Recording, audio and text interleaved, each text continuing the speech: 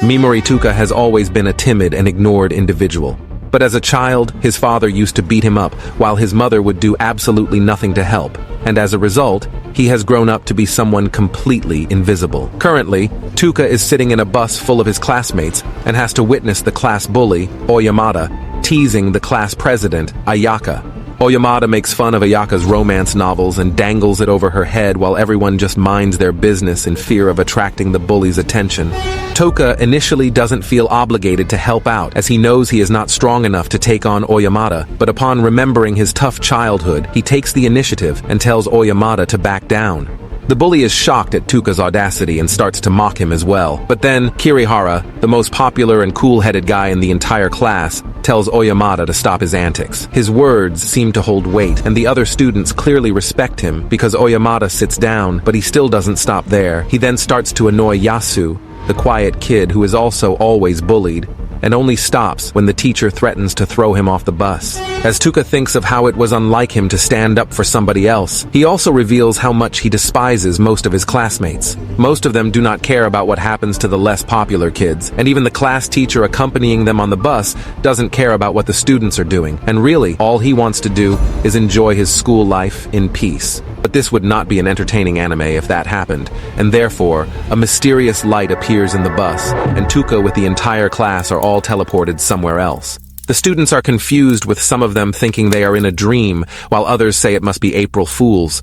But a mysterious woman appears and reminds them they are in July while introducing herself as the goddess Vicious. While standing in the middle of a medieval-looking hallway with spears, knights, and candles, the goddess welcomes all of the students and informs them that she summoned them to her world for a grand purpose. She explains that the demon emperor once caused great devastation to the kingdom 200 years ago, but it was eventually defeated. Now the demon emperor has returned once more, and she needs the strength of the students to help bring him down. Because the students have never heard of isekai, they are still confused and scared while once again trying to convince themselves that they are either in a dream or being pranked. The teacher then interrupts their side conversations and advises that they listen to the goddess's instructions. But it seems the teacher himself is not a good listener, as he is caught in 4K staring at the goddess's melons. As Touka is analyzing their surroundings, he starts to think that they are in the same room as solo leveling, and his fear only increases once Kirihara asks the goddess what would be the consequences if the students refuse to help her out, to which she gives a pretty devious response. She tells them they will die in the room as she cannot send them back home, and the only way for her to gain the ability to send everyone home is by them either obtaining the heart of the demon emperor or absorbing the element from the demon emperor's necklace as he dies. Oyamada, the bully, has had enough of this foolishness and tells the goddess that he couldn't care less about the demon emperor or the kingdom, and seeing his reaction, the goddess has no choice but to kneel before the students and beg for their help. This prompts Ayaka to step forward as well and asks how exactly are mere humans meant to help defeat a demon. But it seems like the goddess came prepared, and she demonstrates the reality of the situation by first killing a giant demonic wolf right in front of the students after it devours what seemed to be a human prisoner. The students had mixed reactions to what they saw, with some of them screaming in fear and others being too stiff to even move. But one thing for sure, it confirmed that they are indeed in another world where demon emperors, goddesses, and magic exist. The students are gathered in front of an orb, and one by one they place their hand towards it, and the orb lights up. Each student is given a rank, with the highest being an S rank. Oyamada, the bully, ends up being an A rank, and he acts very arrogantly. But that only lasted for a short amount of time, as Kirihara and Ayaka both turn out to be S ranks. This greatly impresses the goddess, as it is rare to have multiple S ranks in one summoning. But next up is Touka, and when our MC steps up, he realizes that his light is not as bright as the other ones, and this causes the goddess to completely ignore him. Even in this world, our boy is destined to be a nobody, a complete background character. Touka then watches on as Yasu, the guy who was bullied all the time, turns out to have a unique dark energy, which the goddess claims to be the strongest out of everybody, and this makes the once shy boy starts to smile creepily as he thinks his time to shine has finally arrived. The goddess then instructs everyone to check their status, and Touka observes how even his stats are below average, as it reveals his rank to be E. After all the students are ranked, Oyamada tells the teacher he is no longer in control as he is only a D rank, while most of the students are B and above. With that, the goddess initiates a critical ritual, and tells Touka to step forward and informs him that he is the lowest rank amongst the entire group, and therefore will be thrown in a dungeon with deadly monsters to prove his worth. But if he survives and makes it out alive, he will be free to do whatever he wants. Touka is shocked to basically get a death sentence because of his rank, and tries to convince the goddess to not dispose of him as he has a skill called Abnormal State Endowment. But the goddess does not care because all abnormal state spells and skills have no value and are not very powerful. As the goddess is calling our MC a failure, the rest of the class also mocks him and look forward to him dying. Even Yasu, the kid he used to help out after being bullied, turns on him and calls him a lowly E rank that should hurry up and die. Their harsh words make Touka very upset, and only Ayaka tries to stand up for him. She pleads with the goddess to not dispose of Touka, as he is their fellow classmate. But the goddess does not care, and responds by landing a heavy blow on Ayaka, knocking her out. This angers Touka, causing him to launch an attack at the goddess. She easily deflects it while revealing she has a permanent protective veil around her that blocks all incoming attacks. Collectively, the students and the goddess continue to mock our MC, as tears starts to build in his eyes. As this happens, however, he visits his childhood self and tells him it's time to show them who he truly is. And with that, Touka gives the students and the goddess the middle finger as he vows to come back for them. Our MC then wakes up deep in the dungeon, where he immediately comes across human skulls that had been split in half. And as he wonders what could have done such damage, he is able to dodge the monster's attack at the last second. Without even looking back, he runs while the monster gives chase, and with each step it takes, the monster shakes the ground as well as oozing deadly acid from the holes in its body. Touka eventually trips and starts to prepare for his death. In that moment, however, he remembers how everyone made fun of him, how they mocked him, and how he promised to come back to end them. This forces his body to move on its own as he uses his paralyze skill on the monster. This gives him an opportunity to escape. As he runs away, however, he comes across another bird-like monster that quickly corners him. The situation forces Touka to once again use Paralyze on the bird monster, followed by Poison. The problem is, our MC has run out of mana and finds himself pinned between the now arriving Tor and the bird monster. He is once again scared that he may not make it out alive, but his childhood voice urges him on. It reminds him of the anger he felt when he was being beaten by his father, and as he raises his hand against the giant monster, he vows to come back to kill everyone who did him wrong. But before we end the episode, we see a beautiful elf coming out of the water, seemingly waiting to meet a certain someone. Wink, wink. Touka tries to use Paralyze on the attacking Minotaur, but it fails as the world does not allow the use of the same skill on the same target repeatedly, causing our MC to resort to using his sleep skill at the last second. After also poisoning the Minotaur, multiple bird monsters start to surround him, and he starts spamming his Paralyze skill on each of them in an attempt to survive this nightmare. It was not over, however, as numerous Minotaur also pop out to try to take him out. But before Touka is killed, his mana is suddenly replenished due to leveling up, and he starts spamming his Paralyze skill on the Minotaur like there is no tomorrow. Touka realizes his level up is due to the first poisoned bird monster dying, and at the same time, his Paralyze skill has also leveled up due to him using it so much. But it was not only the strength of the skill that increased. Touka has now gained the ability to target multiple enemies at a time with Paralyze, and takes the opportunity to poison them as well, causing his poison skill to also level up. As the monsters start to die from the poison, our MC simply relaxes while receiving experience and leveling up multiple times, and at this point, he has reached level 395. He puts some of the monsters to sleep in order to level up that skill as well, but that does not stop the poison from killing them, and now he has reached level 501. To his surprise, however,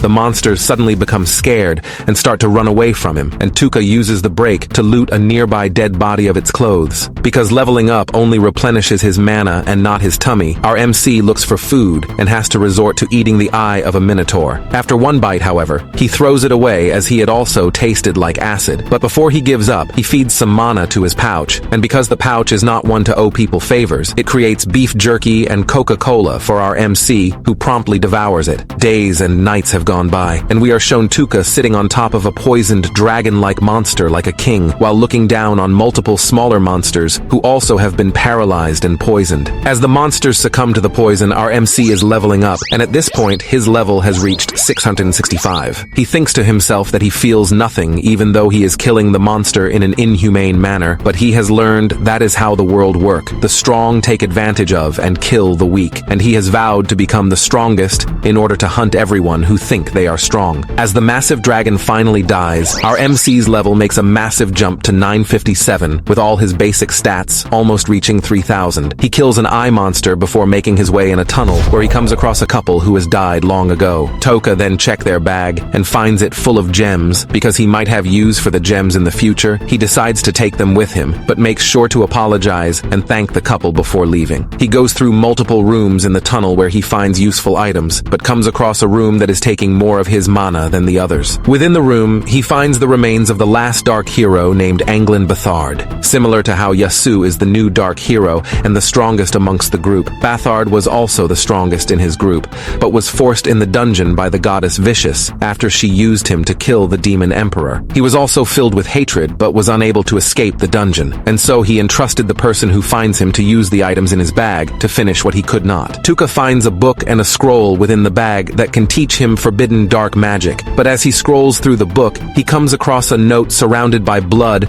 warning him of something called the Soul Eater. The note claims that the Soul Eater is so dangerous that it was the cause of the death of everyone else in Bathard's party, and this causes Touka to explore the dungeon more carefully, as there is something that can actually kill him down there. But our MC has bad luck and comes across the Soul Eater while making his way out of the dungeon. He tries to use Paralyze on it, but the Soul Eater shoots a hole through his hand before he can even finish casting the spell. As Touka thinks of a way to defeat the Soul Eater, who has now detached itself from the wall, we are taken outside, where we come across a hooded blonde woman with massive melons who is seemingly being chased by some unknown assailants. Back in the dungeon, monsters are arising from the Soul Eater's vomit, but it was only a distraction as the massive, scary head pops through the wall and uses its screaming ability. The ability is not effective on Touka, and that is when he realizes that the Soul Eater is toying with him as it opens its massive, scary-looking golden eyes and starts to laugh at him. Tears start to stream from our MC's eyes as he does not want to hurt the Soul Eater's minions because they look too human.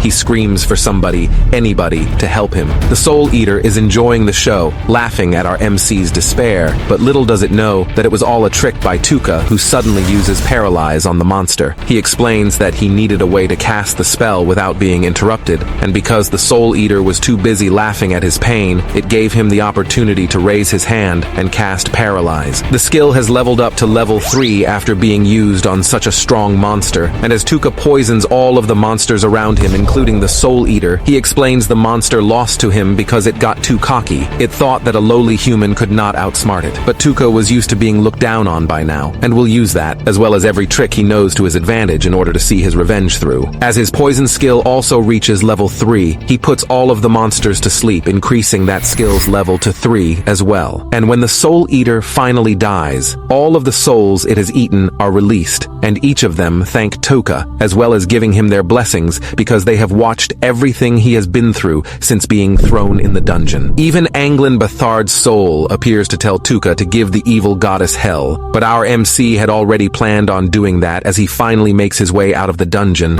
We are given a look at what Touka's classmates have been up to while he fought for his life in the dungeon. They are all in new adventurer's garb as they chase and kill the surrounding monsters in the forest to gain levels and become stronger. And one member of the class, Kobato, is too afraid to fight and has to be given a pep talk by another girl, Asagi, who threatens to kick her out of the group if she falls behind in levels. Asagi then reveals that the class will fall apart soon because everyone started chasing their own selfish goals instead of being united. When this happens, she wants Kobato to join her group and reminds the poor girl that there is a high likelihood that she will die if she is alone, as her rank is only D. As Asagi continues to try to persuade Kobato, she calls over the other girls of the group to bring a small chained monster for Kobato to kill, as she has not killed any monsters yet. Kobato hesitates due to not wanting to take an innocent life, so Asagi once again resorts to threaten the poor girl, reminding her of what happened to our MC, leaving Kobato no choice but to slay the small monster. Kobato is welcomed to Asagi's group after completing the ritual, but tears flow from the girl's eyes as she thinks back to when Touka cared for a cat that had been hit by a car, and she apologizes for being too weak to stand up for herself. Around this time, Ayaka has finally woken up from being knocked out by the goddess and confronts her in the throne room. The goddess fakes her tears as she explains to Ayaka that she had no choice in sending Touka in the dungeon dungeons, as it is the rules of the kingdom. It does not stop there, however, and the goddess further discloses that a number of other students had been disqualified and discarded while Ayaka slept, due to not being able or willing to slay one of the small monsters. Her words angers Ayaka, but nonetheless, the class president proposes to the goddess that she will work hard enough to make up for the lack of ability of her lower-ranked classmates to avoid them being thrown to the wolves. To my surprise, the goddess agrees to the proposal and shakes Ayaka's hands while threatening to give her another punch to her gut if she fails. Deeper in the forest, we once again come across the big melon-hooded woman who is running from her pursuers, who appear to be a group made up of 4 people. No matter how fast or how far she runs, they are continually able to track her down, and notes that even though the woman has the ability to conceal herself, their group, the White Walkers, are much too experienced to lose her tracks. Touka has made it out of the dungeon at around this time and decides to test his newly leveled up abilities on the surrounding monsters. It doesn't take him too long to come across the infamous slimes and witnesses the bigger ones bullying the little one. He decides to paralyze and poison all the slimes initially, but lets the bigger ones go, leaving only the small one cowering in fear of him. To the slime's surprise, though, the towering man praises it for standing up to his bigger counterparts and apologizes for not getting there sooner. With that, Touka releases the slime's paralysis and starts to take his leave while telling the slime to live strong. What is even weirder, though, Touka finds that the now excited slime has started to follow him as he walked, and notes that it must be isolated from its group just like he was. Touka now has the little slime ensconced in his hood, and he tells it to make sure to watch their back so no one is able to sneak up on them. The slime cutely chirps, "Yes, sir," as Touka searches through Barthard's book, where he is able to find instructions on how to strengthen a slime. Our MC then has a man-to-man talk with the slime, where he explains that he is on a journey to seek vengeance on everyone who betrayed him, and it's the slime's last chance to leave if it does not want to be a part of it. After the slime cutely agrees to stick with him, Touka names it Piggymaru, and it excitedly changes color at being given a name. The White Walkers finally have the hooded woman in their sights as they chase her, but instead of continuing to run, the woman decides to fight back and pulls out her sword while starting her magical chant. Her aura changes to various colors as she chants, and a piece of special armor appears on her body with every new stance. Before they get to her, however, the White Walkers come across Touka, who is acting like a scared, lost little boy. The leader of the White Walkers tells his men to hurry up and kill the boy so they can continue their pursuit of the woman, but his men are too busy talking about how much fun they will have with her body once they capture her. Touka acts like he is trying to escape while they are busy with their conversation, but quickly is attacked by one of the members, to which he responds by immediately paralyzing the bastard. As Touka inwardly thanks God that his abilities also work on humans, he tells the remaining members of the White Walkers that they are all weaker than the monsters he has faced so far, and he will kill them now that he knows they are just scums who capture and violate women. After poisoning and incapacitating the White Walkers, Touka and Piggymaru senses another presence nearby, and the hooded woman also becomes worried as she can no longer sense her pursuers, and wonders if there is something or someone more deadly in the area that she should be worried about. As she contemplates if she should flee or not, Touka appears behind her and uses Paralyze. He explains that he did not poison her due to not sensing any malicious intent behind her actions, and asks the woman to tell him everything she knows about the area as he is not familiar with it. Instead of immediately giving the man what he wants, the woman asks Touka if he came across 4 other men on his way to her, to which our MC reveals that he killed them, shocking her. Touka then reminds the woman that he might do the same to her if she does not give him the information he is looking for, causing her to immediately tell the dangerous stranger everything she knows of the forest they are in. After she does so, Touka asks if she can read one of the ancient scripts from Bathard's scroll. She says that she cannot, but reveals that she knows someone who might be able to read it. The woman discloses that the person can be found in a dangerous place called the Golden Demon Zone, and Touka thanks her before starting to take his leave. Before he does so, however, he tells the big melon woman that his spell on her will deactivate after a short while, and she will be able to move. The woman thanks him for not killing her, and Touka notices that she somehow reminds him of his aunt, who always looked out for him. Piggymaru jumps on his back as he starts to leave, and he has to explain to the slime that no, he does not kill everyone. He only kills scums and people who betray him. Touka arrives in the city of Mills and is only allowed in after claiming he is a mercenary who has come to fight in the dungeons. He rents a room and starts wandering the nightlife of Mills before finally having a good meal in what seemed to be ages. As he eats, he decides to gather some intel by eavesdropping on the conversation of some middle-aged guys who have had a bit too much to drink. They start to compare the strength of each faction in the different regions, but they are all in agreement that the Black Dragon Knights are the strongest, as they were able to to burn down the holy kingdom of Nea in one night. After also hearing that there is a man known as the strongest human in the Black Dragon Knights, Touka takes his leave and decides to take part of a dungeon raid in order to become stronger. The person who oversees the dungeon, Creed Harkley, tells the group before him that all of the loot they find in the dungeon is theirs, but he is willing to pay 300 gold to anyone who finds the rare treasure known as the Cup of the Dragon's Eye. As the group lines up to register, Touka sees a man loudly flirting with a hooded woman who he believes to be the former leader of the knights. After being rejected, the loud man, Monk Dorogeti, reminds everyone that the former knight leader was a beautiful elf known as Saras Ashrain, and a price was put on her head after being kicked out of her group. To prove that the person standing before them is the disgraced knight, Mon Dorogeti removes the woman's hood, only to find out he was wrong, as the woman's ears are not elven, but human. As Touka realizes that the woman is the one he met in the forest previously, she introduces herself as Mist Barkus, and the embarrassed Monk Dorogeti is forced to run away after making such a commotion. Touka comes across the woman later while on his way to buy some items to prepare for the raid. She tells him she was not expecting to see him again so soon, but Touka warns her to watch out for Monk Dorogeti, as men like him will be out for revenge after being embarrassed in front of everybody. The woman tells him she can handle the likes of Monk Dorogeti, as she has come across men like him numerous times before, and they introduce themselves to one another with a handshake. They go weapons shopping together for the upcoming raid, and Mist Barkus helps Touka by choosing the weapons that suit him best, as well as negotiating prices on his behalf. After thanking and paying Mist Barkus for her help,